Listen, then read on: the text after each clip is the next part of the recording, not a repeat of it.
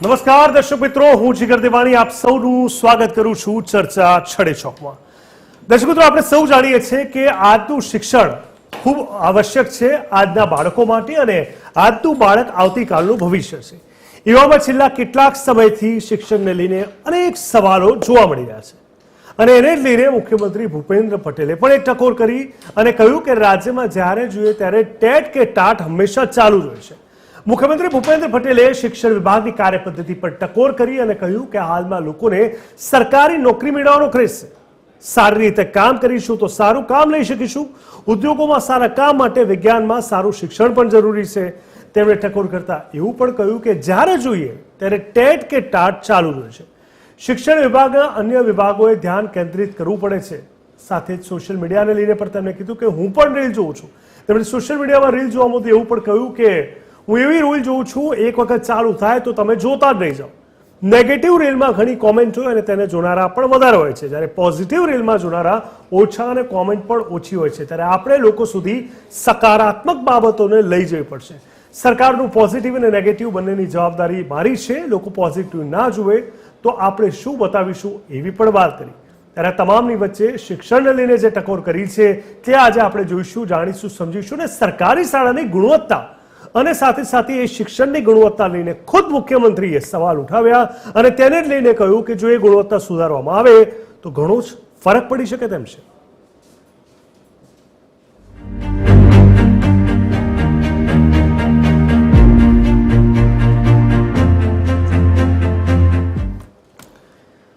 તો સરકારી શાળા વાઇબ્રન્ટ ક્યારેક ચર્ચા છડે ચોકની અંદર આપણે સમજવાની કોશિશ કરી રહ્યા છીએ। ત્યારે સ્પષ્ટ રીતે આપણે પહેલા તેમને જ સાંભળી લઈએ। ગુજરાતના સંવેદનશીલ માનનીય મુખ્યમંત્રી ભૂપેન્દ્રભાઈ પટેલે જે વાત કરી શિક્ષણને લઈને, જે ટકોર કરી, ખાસ કરીને ટકોર શું હતી પહેલા સાંભળીએ તેમને।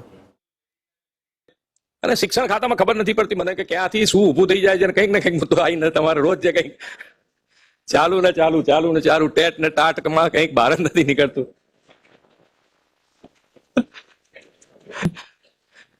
એટલે તમારી પાછળ અમે બીજા બધા ડિપાર્ટમેન્ટ વાળા તમારી બાજુ જોજો કરે એવું થયા કરે છે। શું ચાલુ છે? ભરતીઓ ચાલુ છે। તો એમાં એક વસ્તુ છે કે અત્યારે જે ક્રેઝ છે એ શિક્ષણ એટલે સરકારી નોકરી પરનો ક્રેઝ વધારે છે અત્યારે બધા એને કે ભાઈ સરકારી નોકરી મળે। તો સરકારી નોકરી કેવી રીતે મળે? હું સ્કૂલ બોર્ડમાં તો એ વખતે કહેતો હતો કે તમે તમારા ભાઈઓની નોકરી વધારવાની જગ્યાએ ઘટાડી રહ્યા છો। કેમ? તો કે ભાઈ તમને જે સરકારી શાળાઓ છે એની અંદર લોકોનો ક્રેઝ ઘટતો જાય છે, તો નવા શિક્ષકો કેવી રીતે લઈશું અમે? તો કામ એવું કરો કે તમે તમારા ભાઈઓને નોકરી કે બહેનો નોકરી વધારે આપી છે, તો કામ એવું કરો કે સરકારી શાળાઓમાં વધુ ને વધુ વિદ્યાર્થીઓ આવે અને તો નોકરી વધશે। નોકરી વધશે તો અમને બધા નોકરી અમે રાખીશું। એવું દરેક ડિપાર્ટમેન્ટ માટે છે। સરકારી નોકરી તો કેટલી થવાની થઈ હતી? વાત સાચી છે, બધાને સરકારી નોકરી જોઈએ છે, પરંતુ જ્યારે વાત ગુણવત્તાની આવે, વ્યવસ્થાની વાત આવે ત્યાં હંમેશા કોઈક ને કોઈક દૂરને પ્રશ્નાર્થ ઊભા થાય છે। આપણે માત્ર વિકાસની વાતો કરીને અટકી જઈએ છીએ, પણ ખુદ મુખ્યમંત્રીએ એમની ત્રુટિઓ સ્વીકારી એક અલગ પોઝિટિવ એંગલ આપ્યો છે અને આપણે સ્વીકારવું પડશે, સમજવું પડશે। હવે વહીવટી ક્ષેત્રે અને ક્યાંક ને ક્યાંક ગ્રાઉન્ડ લેવલ પર જે કામકાજ થઈ રહ્યા છે ત્યાં કેવી રીતે કામ થશે અને કઈ રીતે એક્શન લેવાશે જેથી કરીને વ્યવસ્થા સુધરે, ગુણવત્તા સુધરે। ગ્રાફિક્સના માધ્યમથી પણ આપણે સમજવાની કોશિશ કરીશું આખા મુદ્દાને, કારણ કે જે રીતે શિક્ષણ વિભાગની કાર્યપદ્ધતિ પર મુખ્યમંત્રીએ ટકોર કરી છે આ ટકોર ખૂબ જ સમજવા જેવી છે। આગળના ભવિષ્યને લઈને પણ આ ટકોરને આપણે સમજવી પડશે, કારણ કે મોટાભાગના લોકો ખાનગી શિક્ષણ તરફ વધારે આગળ વધતા હોય છે। હાલમાં લોકોને સરકારી નોકરી મેળવવાનો ક્રેઝ વધુ હોવાની વાત પણ સીએમ ભૂપેન્દ્ર પટેલે કરી અને તેનાથી આપણને એ પણ ખ્યાલ આવે છે કે લોકોને સરકારી નોકરી તો જોઈએ છે, પણ સરકારી વ્યવસ્થા કે સરકારી શિક્ષણથી લોકો એટલા જ ભાગે છે। તો કેમ ભાગે છે? તો એની પાછળ ગુણવત્તા નથી જળવાતી। જ્યારે જોઈએ ત્યારે ટેટ કે ટાટ ચાલતું હોય તેવી કોમેન્ટ પણ બતાવે છે કે છેલ્લા કેટલાક સમયથી ટેટની પરીક્ષા અને તેની વ્યવસ્થાને લઈને જે છેલ્લા કેટલાક પ્રશ્નો ઊભા થયા છે અને એ પ્રશ્નોને લઈને વિરોધ થયો છે, તેને લઈને પણ તેમણે ટકોર કરી હતી।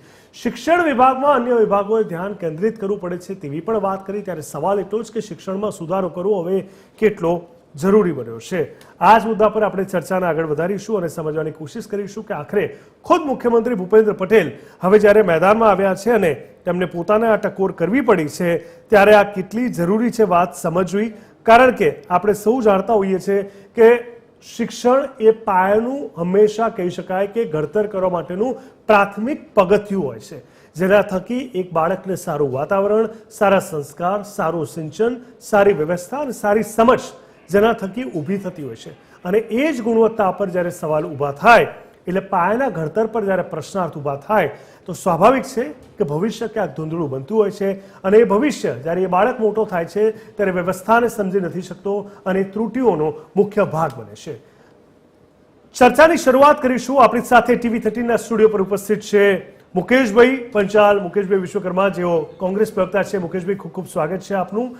જે રીતે આપણે મુકેશભાઈ પાસે આખી વ્યવસ્થાને સમજવાની કોશિશ કરીશું, સાથે જ આપણી સાથે જોડાયા છે સંજયભાઈ દવે, કે જેઓ TV13ના વરિષ્ઠ પત્રકાર છે. સંજયભાઈ, આપનું પણ સ્વાગત છે.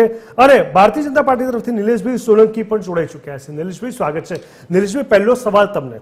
મોટા ભાગે ભારતીય જનતા પાર્ટીના કોઈ પણ નેતાઓ પોતાની ત્રુટિઓ, ચર્ચા છડેચોક હોય કે ડિબેટના કોઈ પણ માધ્યમ હોય, સ્વીકારવા તૈયાર નથી હોતા. ત્યારે અમારે વારંવાર કહેવું પડે છે કે અહીંયા સરકારની ટીકાની વાત નથી, અહીંયા વ્યવસ્થા સુધારવાની વાત છે. અહીંયા જે ત્રુટિ રહી ગઈ છે એ ત્રુટિને સ્વીકારી એમાંથી કઈ રીતે આપણે આગળ વધી શકીએ તેની વાત છે. હવે તો ખુદ ગુજરાતના મુખ્યમંત્રી ભૂપેન્દ્રભાઈ પટેલે સ્વીકાર્યું કે ક્યાંક ને ક્યાંક શિક્ષણની ગુણવત્તા કે સરકારી શાળાની ગુણવત્તા પર કામ કરવું પડશે. શું લાગે છે તમને કે કઈ જગ્યાએ આપણે પાછા પડી રહ્યા છે, અટકી રહ્યા છે વ્યવસ્થાના ધોરણે, કે આપણે આ ગુણવત્તા પર કામ નથી કરી શકતા?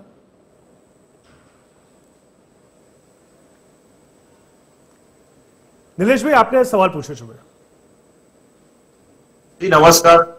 TV13 આ તમે જે કઈ પ્રસ્તાવના એક બાંધી કે સરકાર એક્સેપ્ટ નથી કરતી ત્રુટિ ક્યાં રહી જાય, તો જ્યારે મૃદુ અને મક્કમ ઘડાયેલા કસાયેલા એવા સરળ સજ્જન વ્યક્તિ કે જે મુખ્યમંત્રી ભૂપેન્દ્રભાઈ પટેલ, તમે જુઓ કે મહેસૂલ વિભાગ હોય, ગૃહ વિભાગની કોઈ ઇવેન્ટ હોય કે આજે શિક્ષણની કોઈ ઇવેન્ટ હોય, ત્યાં આટલી ટ્રાન્સપરન્સી છે કે ત્યાં કોઈ પણ ત્યાં મંત્રી બેઠા હોય, કેબિનેટના એક સર્વોચ્ચ નેતા એટલે મુખ્યમંત્રી ભૂપેન્દ્રભાઈ પટેલ, હવે એમના જે કેબિનેટના મંત્રીઓ હોય એને એ સારું એવું માર્ગદર્શન આપી શકે છે ક્યાંય ત્રુટિ હોય. અને બહુ જ ઓપનલી સરકાર ચાલી રહી છે, બહુ ટ્રાન્સપરન્સી વાળી સરકાર ચાલી રહી છે. એમને ચોખ્ખું જ કીધું કે આ શિક્ષણ ખાતામાં કે કાંઈ કોઈ જગ્યાએ કોઈ માળિયું પેલું કહેવાય ને કે સ્કૂલમાં કોઈ ક્લાસમાં તૂટેલું નળિયું હોય તો એની રાહ ના જુઓ, એ બદલવું હોય તો તાત્કાલિક બદલી દો કે કોઈ અકસ્માત ના થયા. તો અમે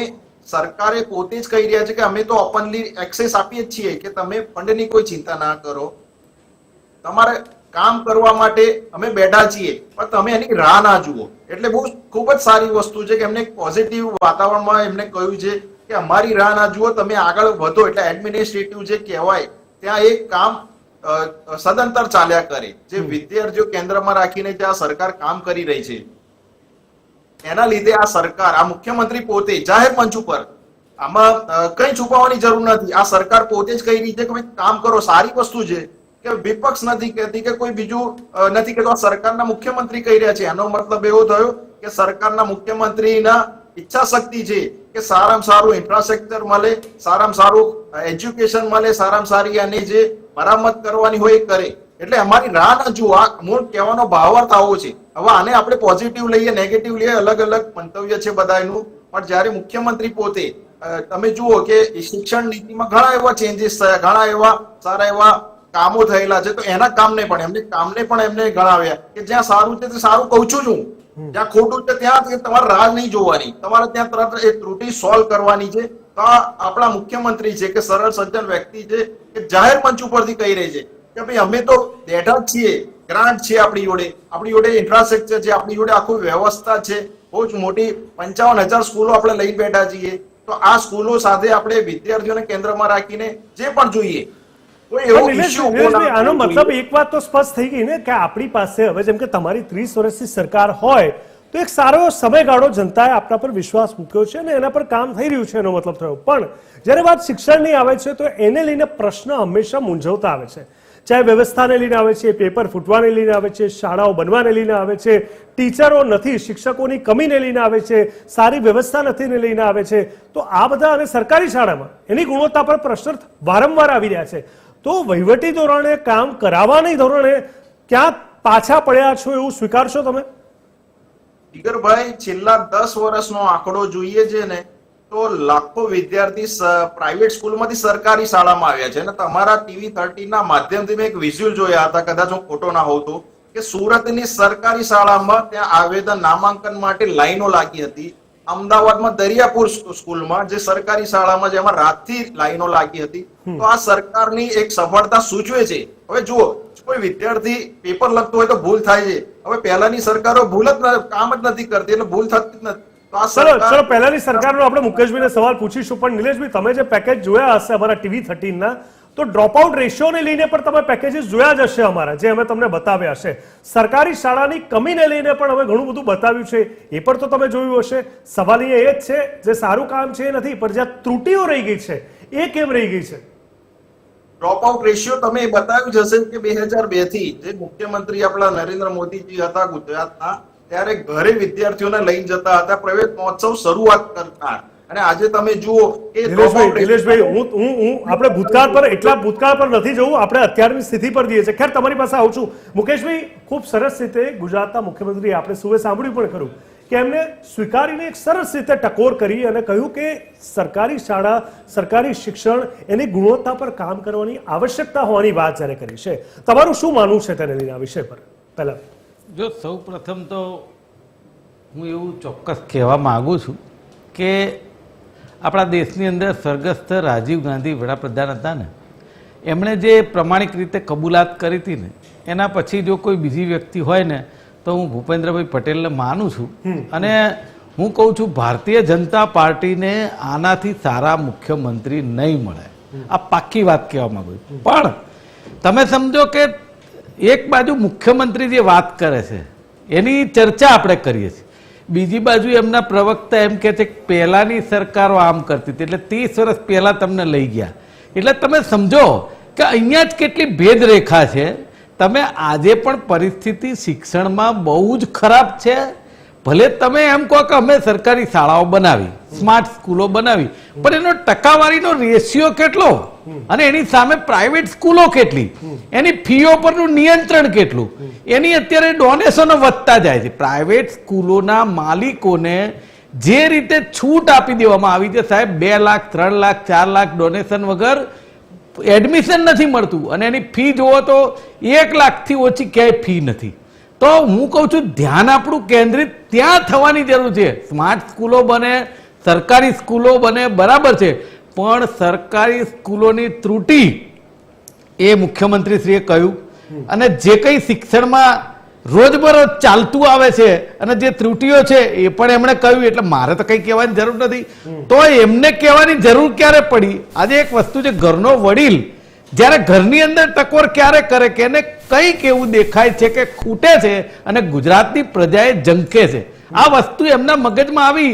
તો આ રે ભારતીય જનતા પાર્ટીમાં જે અધિકારી રાજ ચાલતું આવ્યું છે, આ અધિકારી રાજ દ્વારા આજે શિક્ષણની હાલત આ છે. નહીતર હું એવું માનું છું કે તમે જે શાળાઓ એની મરમ્મત, એની પરિસ્થિતિ તમે જુઓ, શાળાઓમાં શિક્ષકોની ઘટ છે એ તમારી સામે આંકડા છે. અને કેટલી જગ્યાએ તો એક શિક્ષક 3 સ્કૂલો ચલાવે, કેટલાય ઓરડાઓ હોય, અને કેટલીક વાર રજા ઉપર હોય તો છોકરાઓ ભણી પણ ના શકે. આવી કેટલી ત્રુટીઓ છે. અને મેં તો વચ્ચે આપણે જોયું હતું કે છોકરાઓ પાસે સ્કૂલો સાફ કરવામાં આવતી હતી. આ તમારા જ માધ્યમથી અમે તો જોયેલું. અને હમણાં જ હજી જે અધિકારી રાજ ઉપર હું વાત કરું છું ને, હમણાં જ મુખ્યમંત્રી શ્રી, મને બહુ ગમ્યું હતું કે એમણે એક વાત કરી હતી કે તમારા હકનું ખાજો, અણહકનું ખાશો ને તો તમારે ભોગવવું પડશે. આ વાત ક્યારે કરવી પડે સાહેબ? આ વાત બહુ સાચી છે. કુદરતી રીતે જોઈએ તો પણ આજે જે રીતે આ જે અધિકારી રાજ છે ને, એની અંદર અણહકનું લેવામાં ક્યાંય પાછી પાની નથી જોઈ રહ્યા આપણે. એ દરેક વસ્તુ હોય, આજે મુખ્યમંત્રી દરેક ખાતાના જ. આ વાત ખરેખર શિક્ષણ મંત્રીના ધ્યાને હોવી જોઈએ. ગઈકાલે જ મારી પાસે એક દાખલો છે, આપણા અમદાવાદનો યોગેશ પંચાલ નામનો માણસ, એણે કહ્યું કે અમદાવાદના પૂર્વ વિસ્તારની એક સ્કૂલ 1 લાખ રૂપિયા ડોનેશનથી વધારે માગે છે, અને એ જે ફી છે ₹1 લાખ, એના કે પોસ્ટ ડેટેડ ચેક તમે આપી દો. એનો મને ફોન આવ્યો, મારી પાસે એનું રેકોર્ડિંગ, કે તમે આ રીતે કેવી રીતે માગી શકો? એવો કોઈ કાયદામાં જોગવાઈ છે તો કે તમે આપશો તો જ દાખલ કરવામાં આવશે? એ માણસ પોતે શિક્ષણ મંત્રી પાસે જઈને પણ આવ્યા. તમે વિચાર કરો કે આ પરિસ્થિતિ હોય તો પછી બોલવું તો પડે ને મુખ્યમંત્રીને. અને મુખ્યમંત્રી શ્રી, હું તો ફરીથી કહું છું કે ભારતીય જનતા પાર્ટીને આવા મુખ્યમંત્રી નહીં મળે કે જે જાતે ટકોર કરે છે, પણ નીચે સુધારો તો થવો જોઈએ ને. ટકોરે આપણે ટકોર વારંવાર એમની દરેક જગ્યાએ જોઈએ. જો બરોડામાં જોઈ, અઠવાડિયા પહેલા તમે મીડિયામાં જોયું, અણહકની મેં વાત કરી, આજે જુઓ. તો એનો મતલબ ક્યાંક ને ક્યાંક લૂપ હોલ્સ છે અને એ અધિકારીઓ ઉપરનો જે અંકુશ છે એ નથી, ઓડિટિંગ નથી. એના કારણે આ પરિસ્થિતિનું નિર્માણ છે. જો આના અંદર ફેરફાર નહીં લાવવામાં આવે તો મને એમ લાગે છે કે શિક્ષણની અંદર તો ફેરફાર ખૂબ જરૂરી છે, એવું હું ચોક્કસ માનું છું. બિલકુલ બિલકુલ. સંજયભાઈ, ભાજપ કોંગ્રેસ બંનેના મિત્રોએ TV13ના તમામ સમાચારોને જોઈને એના આધારે શું શું જોયું પોતપોતાની રીતે વર્ણવ્યું પણ ખરા. પરંતુ સંજયભાઈ, આપણે તો સૌ જાણે છે ને, તમે તો કદાચ પહેલા સાક્ષી છો કે ચર્ચા છડેચોક હંમેશા વાસ્તવિકતાના ધોરણે ધરાતળ પર જે પરિસ્થિતિ હોય છે એ લોકો સમક્ષ મૂકે છે અને એમાં વ્યવસ્થા કેવી રીતે સુધરે સમાજ માટે, શિક્ષણ માટે, યુવાઓ માટે, રોજગાર માટે, એના પર આપણે હંમેશા આગળ વધ્યા છે. એવામાં સંજયભાઈ, આ તો ખુદ મુખ્યમંત્રી ભૂપેન્દ્રભાઈએ જે વાત કરી, અને સ્વાભાવિક છે આ ટકોર ખૂબ જ સ્વીકાર્ય પાત્ર છે.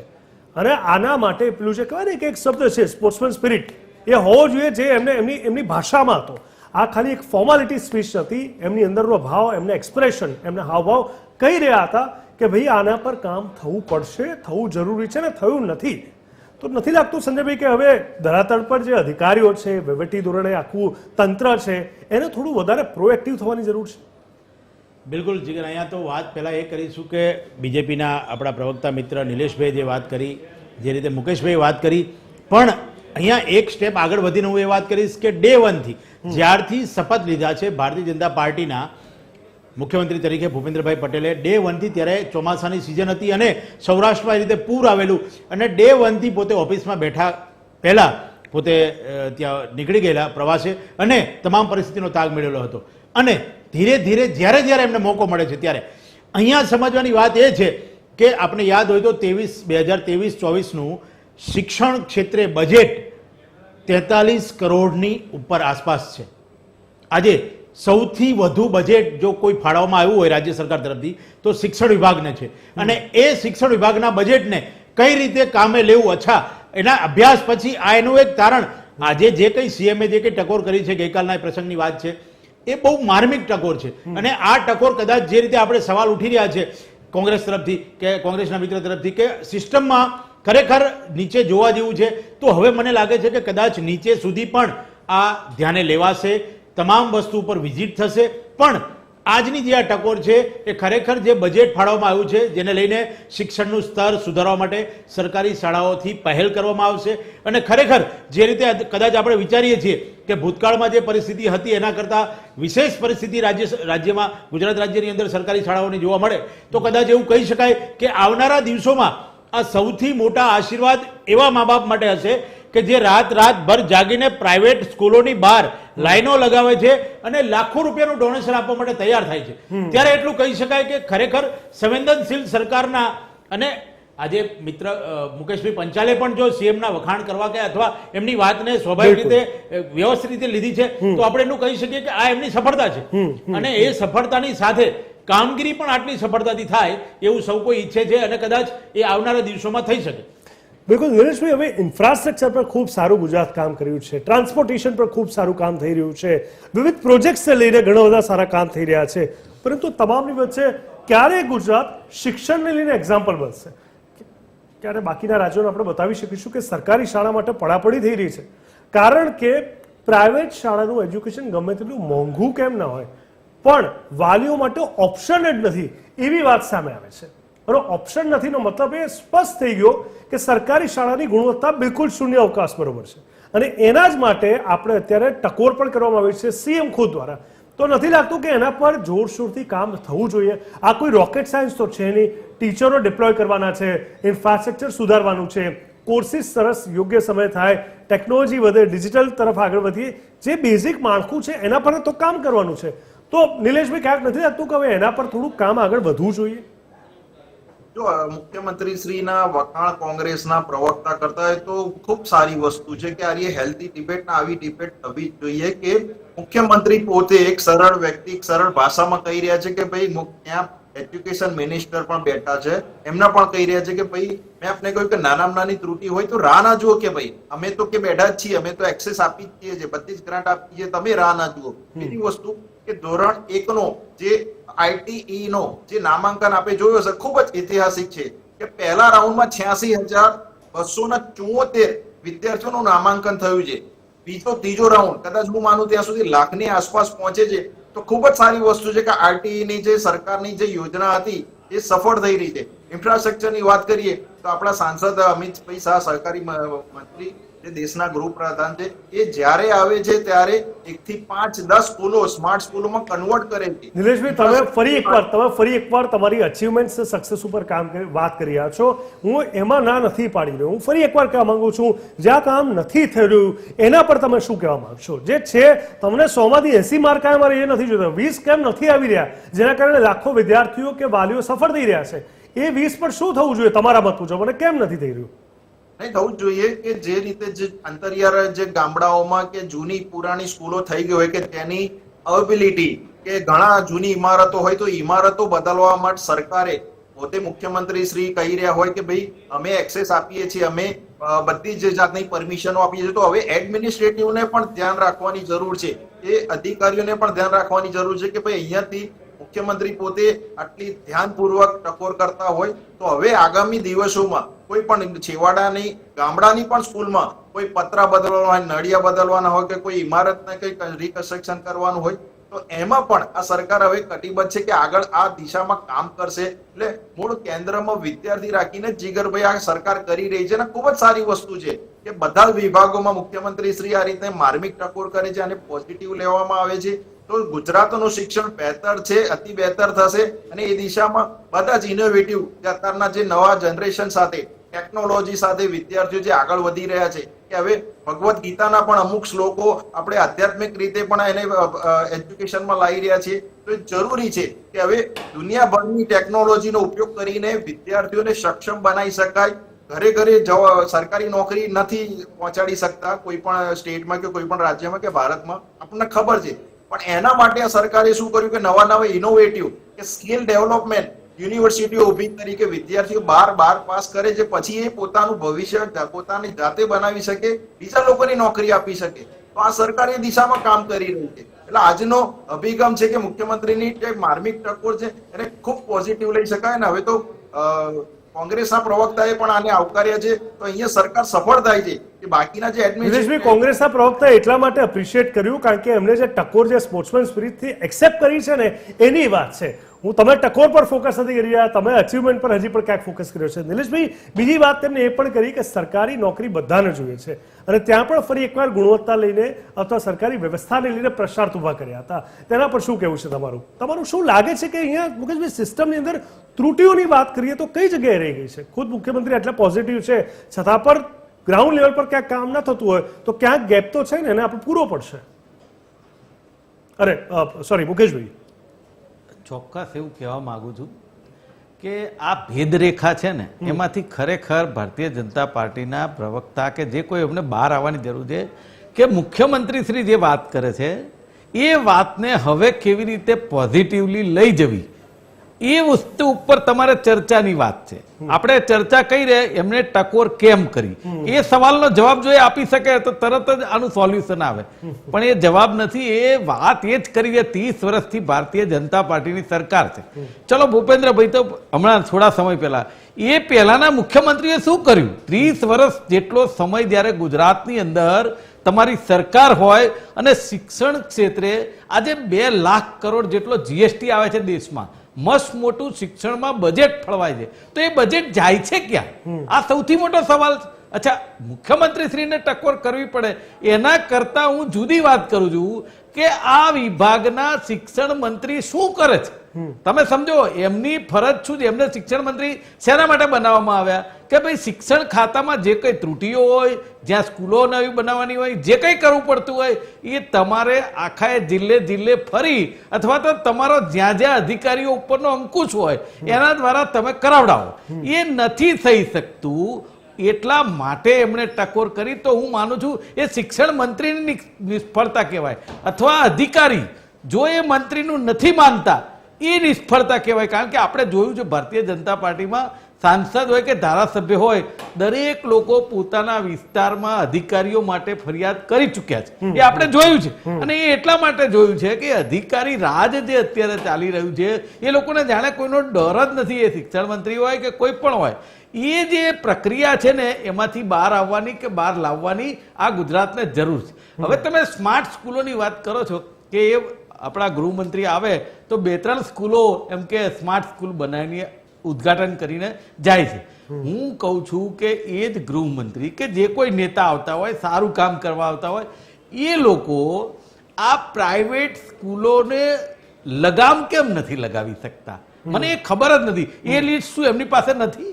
એમની કચેરી ડીઓની છે ત્યાં નથી કે ભાઈ આ આવડી મોટી સ્કૂલો છે, 2-3-4 હજાર વિદ્યાર્થીઓ ભણે છે, આટલી બધી ફી લેવામાં આવે છે, તો એ કેમ? એનો રેશિયો કેટલો, કેટલી આવક, કેટલી જાવક, આ ઉપર જો ફોકસ કરવામાં આવે ને તો તમે સ્માર્ટ સ્કૂલો ભલે બનાવો, સારી બાબત છે, આવકાર્ય છે, પણ સાથે સાથે પ્રાઇવેટ કોલેજો અને સ્કૂલો ઉપર આપણો એટલે કે સરકારનો અંકુશ હોવો જરૂરી છે. એટલા માટે કે તમે એના રેશિયામાં સ્માર્ટ રાખવાના. અને જે નોકરીની વાત કરી મુખ્યમંત્રીશ્રીએ, બહુ સારી વાત કરી કે તમે જે નોકરીની વાત કરો, તમારા ભાઈઓની નોકરી ક્યારે થાય? તમે સમજો કે તમારું કામ સારું હશે તો તમારા ભાઈ આગળ આવશે ને, નહીં તો કઈ થવાનું નથી. એટલે આ બહુ સારી વાત છે. પણ એના માટે હું હજી કહેવા માંગુ છું કે જે ગુજરાતમાં પ્રાઇવેટ સ્કૂલો છે એના ઉપર શિક્ષણ મંત્રી કે કેન્દ્રના શિક્ષણ મંત્રી જો એક નજર રાખે ને અને એની આવક જાવકના જો લેખાજોખા નક્કી કરે ને તો આપણા ગુજરાતનું શિક્ષણ અને આપણી ગુજરાતની પ્રજા બંને બચી જાય એવું છે, જો આના ઉપર લક્ષ્ય રાખવામાં આવે તો. બાકી તો આપણે 30 વર્ષ પહેલા શું હતું અને આજે અમે શું કરીએ છીએ, જો આ જ વાત કર્યા કરવાની હોય તો મને એવું લાગે છે કે શિક્ષણનું સ્તર ક્યાં જશે? બહુ સાચી વાત છે. અહીંયા સંજયભાઈ સ્પષ્ટ વાત થઈ ગઈ છે. અહીંયા જે રીતે આપણે કમ્પેરિઝન કરવા કરતા ક્યાંક એવું લાગે છે કે ક્યાંક કળીઓ ખૂટી રહી છે, ક્યાંક એવું લાગે છે કે જે આપણે કહીએ ને પકડ નથી રહી, એ પકડનો અભાવ સ્પષ્ટ જોવા મળી રહ્યો છે. કારણ કે બધું જ છે, ખુદ મુખ્યમંત્રી સ્વીકારે છે, એક સરખી એક હથું શાસન છે, વિકાસના કામો આટલા થાય છે અને જનતાએ સ્વીકાર્યું પણ છે. ઘણા બધા ધોરણ પર મેં શરૂઆતમાં જ વાત કરી, ઇન્ફ્રાસ્ટ્રક્ચર છે, ટ્રાન્સપોર્ટેશન છે, બધા પ્રોજેક્ટ પર. તો શિક્ષણ જેવી પાયાની જરૂરિયાત વસ્તુ પર કેમ ધ્યાન જ નથી આપવામાં આવતું? કેમ એટલું ટેકન ફોર? આપણને સૌને ખબર છે, મુકેશભાઈ સ્વીકારશે, નિલેશભાઈ તમે પણ સ્વીકારશો, 2017ની વિધાનસભાની ચૂંટણી પહેલા FRC નો મુદ્દો ક્યાંક ગરમાયો હતો.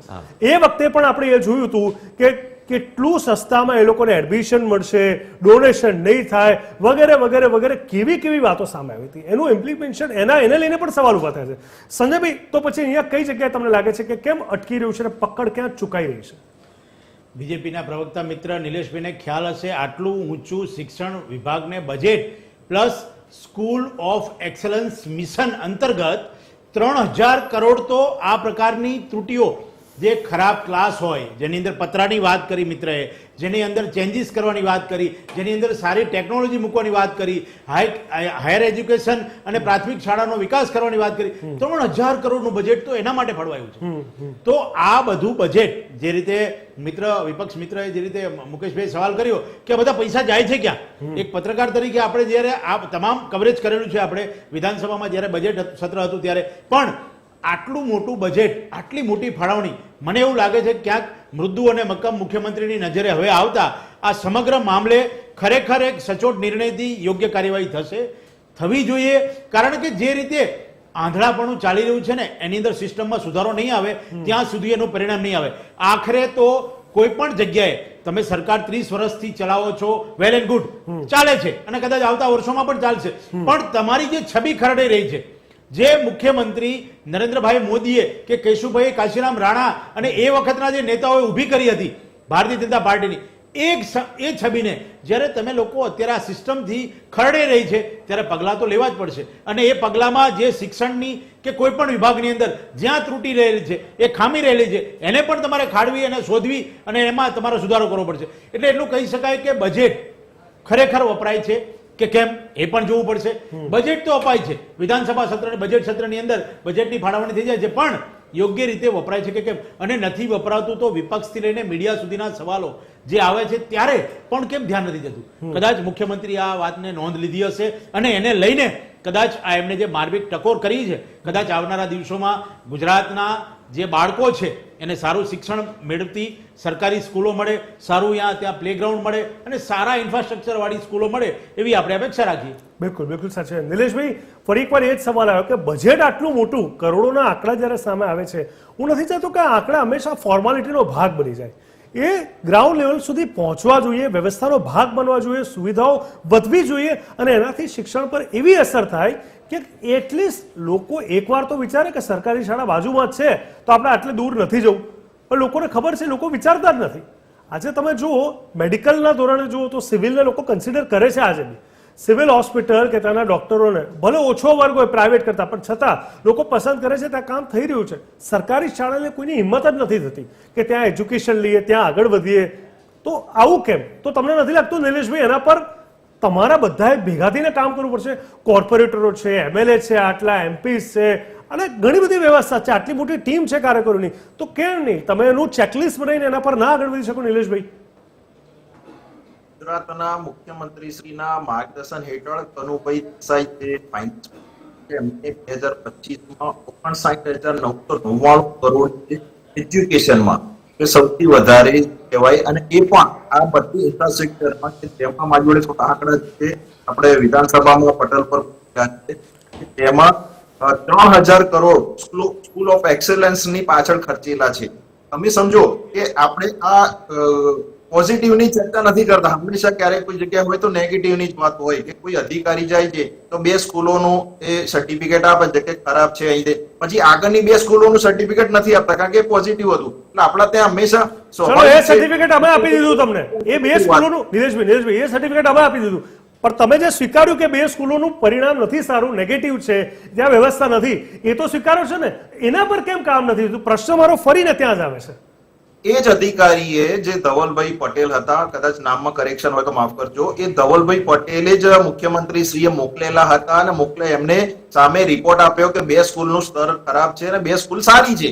હવે સમગ્ર મીડિયા ડોબિનમાં છે કે ભાઈ આ વસ્તુ તો આ સરકાર એ જ કરી રહી છે કે જ્યાં ખોટું છે તો ત્યાં જાહેરમાં કહી રહ્યા છે કે ભાઈ અહીંયા અધિકારીનું ધ્યાન દોરે છે, અહીંયા મંત્રીશ્રીનું ધ્યાન દોરે છે, તો એ ત્રુટિ સોલ્વ થાય છે. જ્યારે સમગ્ર મીડિયામાં સમગ્ર જનતાની સમક્ષ આવે છે કે મુખ્યમંત્રી પોતે કહી રહ્યા છે કે ભાઈ આ માળિયું બદલવાનું છે, આ પતરા બદલવાનું છે અને એમાં રાહ ના જુઓ, પડવાની રાહ ના જુઓ, તો બહુ સારી વસ્તુ છે. અને એની પાછળ આ આખી સિસ્ટમ એ લાગેલી છે.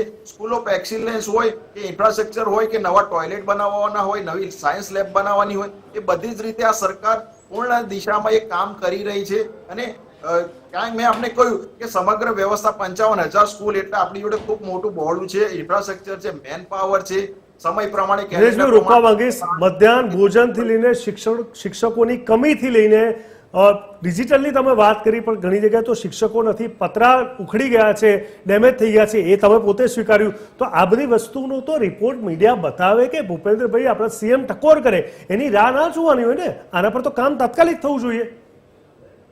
થવું જ જોઈએ. એટલા જ માટે કહી રહ્યો છું કે આ પોઝિટિવ રીતે એ મંત્રીશ્રી એમના વિભાગના લોકો 100% લેશે અને આગામી દિવસોમાં આવી કોઈ વસ્તુ હોય કે ભાઈ તો ધ્યાન રાખવામાં આવશે ચોક્કસથી. અને મુખ્યમંત્રી શ્રી પોતે આમાં ચિંતિત છે. આજે આપણને સમગ્ર ગુજરાતમાં ખ્યાલ આવી ગયો કે આવા મંચ ઉપરથી એજ્યુકેશનના મારફતે એમને વિદ્યાર્થીઓની એમની ચિંતા કરી. જે રીતે નરેન્દ્રભાઈ જે કરતા હતા ચિંતા, એ ચિંતા અત્યારના મુખ્યમંત્રીએ કર્યું. અમારા કોઈ વિપક્ષના નેતાએ કહ્યું કે પહેલાના લોકોએ શું કર્યું, પણ આપણે હંમેશા આપણે હજી પણ રાજીવ ગાંધી, ઇન્દિરા ગાંધીને યાદ કરીએ છીએ, તો અમે નરેન્દ્રભાઈને મુખ્યમંત્રી તરીકે યાદ કરીએ છીએ. અને આજે તમે જુઓ કે 2002માં 37% ડ્રોપ આઉટ રેશિયો હતો. જીગરભાઈ આજે 3 નિલેશભાઈ, 2002 માં ભણેલો બાળક કદાચ ખૂબ સરસ નોકરી કરતો હશે અથવા નોકરી નહીં મળી હોય અથવા ધંધા રોજગારમાં સેટ થઈ ગયો હશે, રિટાયર તરફ પણ આગળ જતો હશે. એટલે 2002 કરતા 25માં હજુ પ્રશ્ન છે ને, એના પર આપણે આગળ વધવું જોઈએ. તો 25નો બાળક 45માં ખરેખર આગળ આવી જશે.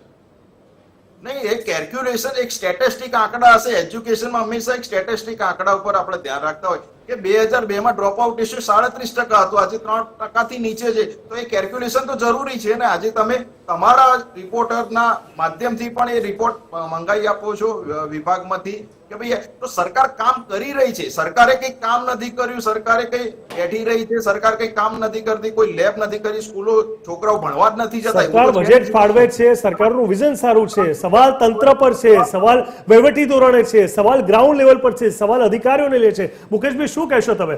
સરકાર નથી ફાળવી રહી બજેટ, એનો તો પ્રશ્ન નથી. સરકાર તો ખૂબ સરસ વિઝન સાથે આગળ વધે છે, છતાં પણ સરકારી શાળાની ગુણવત્તા હોય ત્યાં પ્રશ્ન ઉભો રહે છે ને રહેશે. એકચ્યુઅલી વાત જ આપણી એ છે, આખી ચર્ચાનો આખો નિચોડ જ એ છે કે સરકાર કામ નથી કરતી એવું કોઈ પેનાલિસ્ટે કહ્યું છે? નથી કહ્યું. સરકાર કામ નથી કરતી. જો તમે ના કીધું હોય તો પૂરું થઈ ગયું ને. પછી આગળ તો તમે મારી વાત સમજો કે કામ નથી કરતી એટલે સરકાર બેસાડી છે પ્રજાએ શેના માટે બેસાડી? કામ કરવા માટે. પણ જેટલી ટકાવારી છે કામ કરવાની એ ઓછી છે. અચ્છા, એની ગુણવત્તા છે એ ખોટી છે. એની ચર્ચા માટે આપણે ભેગા થયા છીએ. વાત બહુ મોટી છે નિલેશભાઈ. હા, એટલે બીજી વાત એવી કરું તમને કે હું કાયમ દરેક ડિબેટમાં દરેક વિષયમાં કહું છું કે તમે શ્વેતપત્ર બહાર કેમ નથી પાડતા? તમે ગુજરાતની અંદર દરેક જિલ્લામાં અધિકારીઓ છે આપણી પાસે શિક્ષણને લગતા. શિક્ષણ મંત્રી તો ખરા, એ તો પોલિટિકલ, પણ જે અધિકારીઓ આપણા દરેક જિલ્લામાં કેટલું બજેટ ફાળવાય છે શિક્ષણને એના આંકડા બહાર પાડો. કેટલા કામ થયા એ તમે જુઓ, તમને તરત ખબર પડી જશે. પણ મને એવું લાગે છે કે જે શિક્ષણની જાહેરાત, મધ્યાહન ભોજનની જે બધી જે મીડિયામાં બધે હું જોઉં છું ને, એનો મસ્ત મોટો ખર્ચો હોય એવું મને લાગે. હવે એ ક્યાંથી આવતો હશે મને નથી ખબર, પણ જે ગુણવત્તાથી મધ્યાહન ભોજન, જે ગુણવત્તાથી શિક્ષણ અને જે ગુણવત્તાથી શિક્ષકો અને જે ગુણવત્તાથી શાળાઓ, આ બધું થવું જોઈએ. એના કરતા તમે જાહેરાત જોવી બહુ સુંદર લાગે.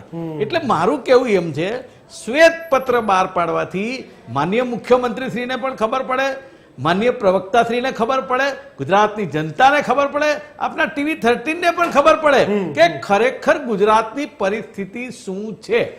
તો એવી કોઈ વાત કરવાની અહીંયા હું એવું માનું છું કે જો ડિબેટ છે ને, અને એમાં તમારું ટીવી 13 એક પ્રતિષ્ઠિત માધ્યમ, તો એની અંદર બહુ હેલ્ધી ચર્ચા થવી જોઈએ. પછી એ હું કહું છું સરકારના પ્રવક્તા હોય કે વિરોધ પક્ષના હોય કે જે કોઈ હોય, એ લોકો કોઈ પણ વાત નથી થતી ને એની ઉપર જ ચર્ચા કરે ને, એ સૌથી અગત્યનો મુદ્દો છે.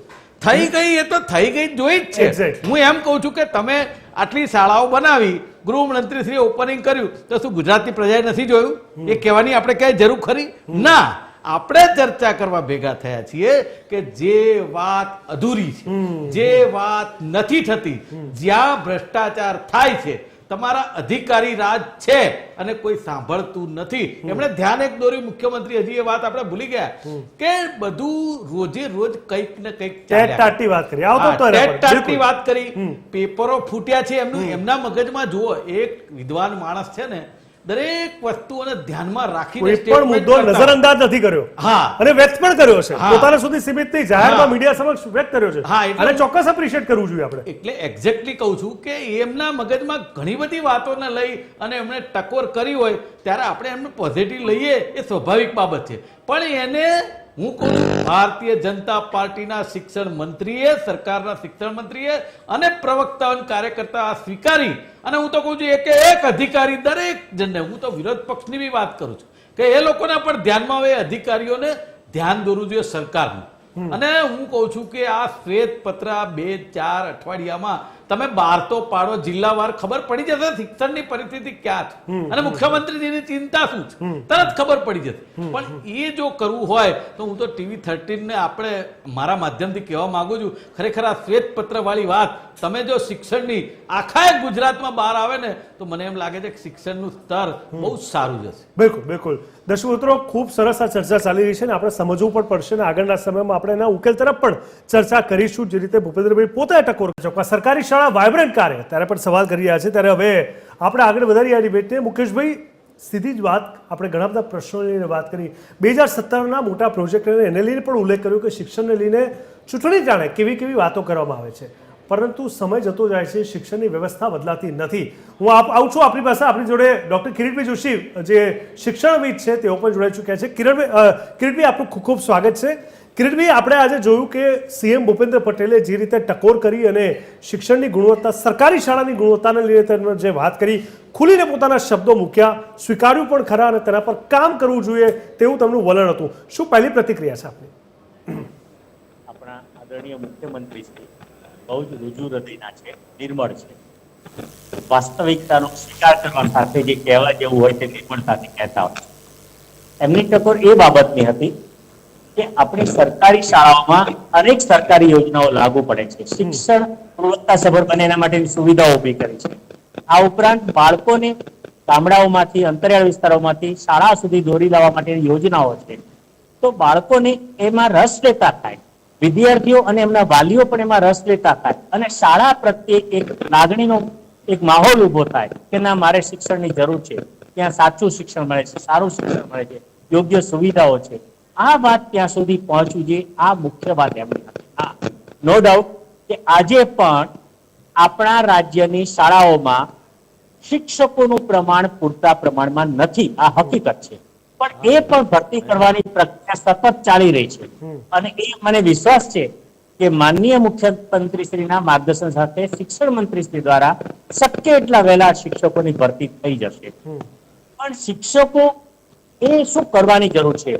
તો સરકારી શાળાઓ માટે, ગ્રાન્ટેડ શાળાઓ માટે સરકાર તરફથી જે સહાય મળે છે, બાળકોને જે સહાય મળે છે, ક્યારેક શિષ્યવૃત્તિ મળે છે, ક્યારેક પુસ્તકો, ક્યારેક વાહન વ્યવસ્થા, વધારાના વર્ગો માટેની વ્યવસ્થા, આ બધું બાબતોને ધ્યાનમાં લેવા સાથે શાળા સાથે, શિક્ષણ સાથે સંકળાયેલ શિક્ષકો, આચાર્યો, સંચાલક મંડળો અને શિક્ષણના અધિકારીઓએ એ બાળકોને ઉત્તમ સુવિધા કેવી રીતે મળી રહે આ તરફ ધ્યાન આપવું પડે. બાળકો કેવી રીતે એમની જે મુશ્કેલીઓ છે દૂર કરી શકે, એમના વાલીઓ કેવી રીતે સમજે કે આ શિક્ષણ આવશ્યક છે અને શિક્ષણ થકી સરકાર દ્વારા જે યોજનાઓ છે એનો લાભ કેવી રીતે લઈ શકાય, મારા બાળકનું કેવી રીતે સારી રીતે ભણાવી શકું, આ જરૂરી છે.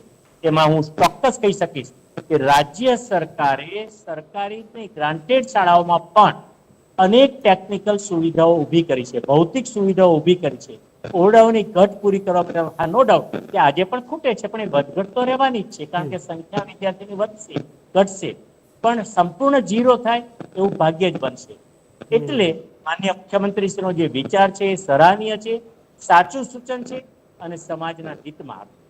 પણ કિરીટભાઈ, એક વસ્તુ એ પણ સ્વીકારવી પડશે ને કે આજની તારીખે સરકારી શાળાને જોતા જ આપણને તરત ખબર પડી જાય છે કે સરકારી શાળા છે. હું એવું નથી કહેતો કે રાતોરાત ખાનગી શાળાઓની સાથે કમ્પેરિઝનમાં આવી જાય, પણ ખાનગી શાળાઓમાં તો સીધું પેરેન્ટ્સ પૂછતા હોય છે કે તમે આ સ્કૂલમાં છો, આ એરિયામાં છો, એની ઇતર પ્રવૃત્તિઓ પણ એવી જબરજસ્ત થતી હોય છે.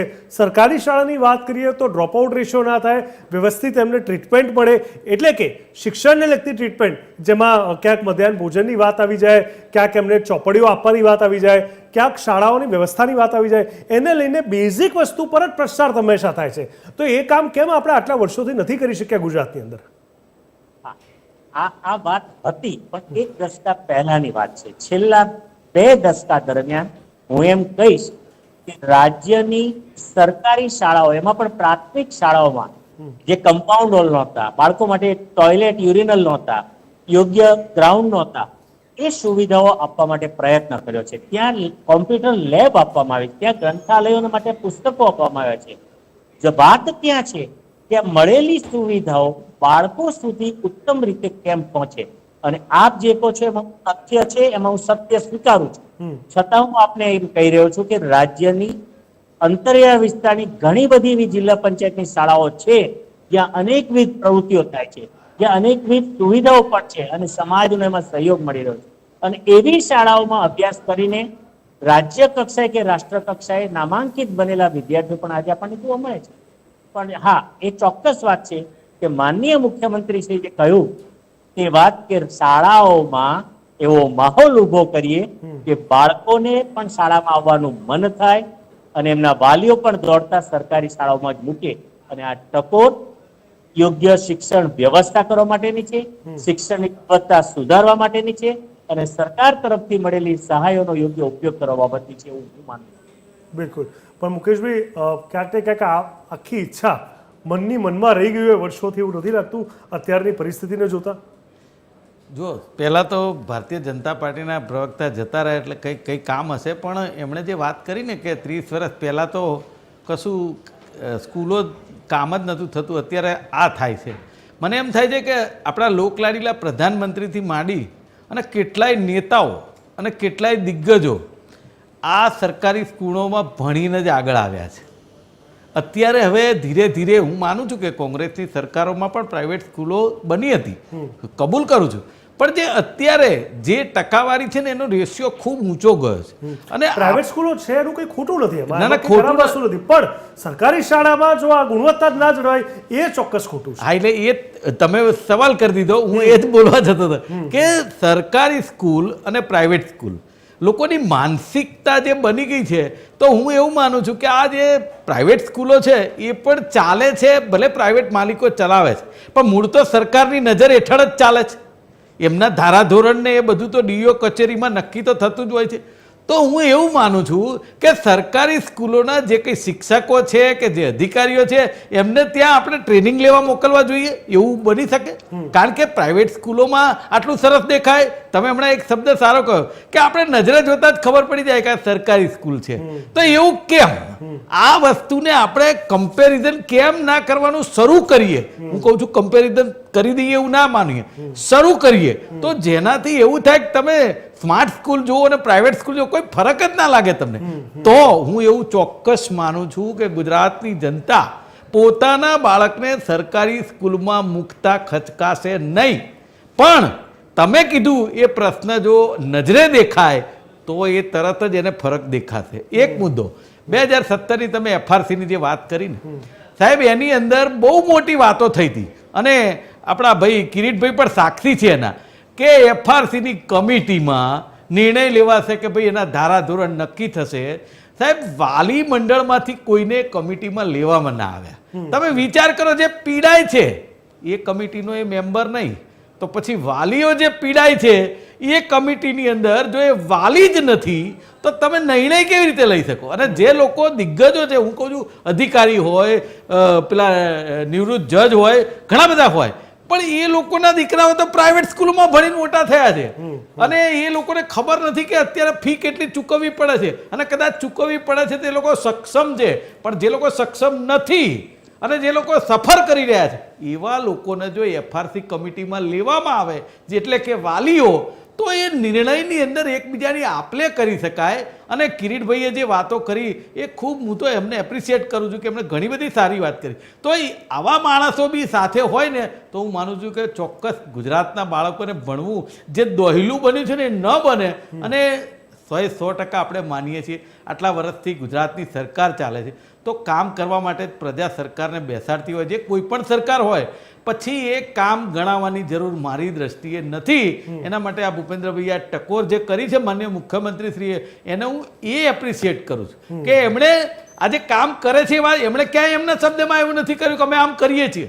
એમણે એમ કહ્યું છે કે શિક્ષણમાં શું ઘડીએ ઘડીએ ચાલ્યા કરે છે એ સમજ જ નથી પડતી. તો એ એમનો અંદરથી એક આક્રોશ છે કે જે આ અધિકારીઓને કરવું જોઈએ એ નથી કરતા. એટલે જ મારી TV 13ને અને ટીવીના 13ના માધ્યમથી કહેવા માંગુ છું કે જિલ્લે જિલ્લે શ્વેતપત્રની વાત કરું છું, એને તમે આગળ ઉજાગર કરો તો મને લાગે છે કે સુધારો હાથ વેતમાં છે. ખૂબ સરસ વાત કરી તમે મુકેશભાઈ. ટૂંકમાં સંજયભાઈ, આપણે એ સમજવું પડશે, આપણે એક મીડિયા ચોથી જાગીર તરીકે ચર્ચા છડે ચોક અને TV 13 હંમેશા પ્રશ્નો ઉઠાવતું રહેશે, ત્રુટિ ઉપર ફોકસ કરતું રહેશે.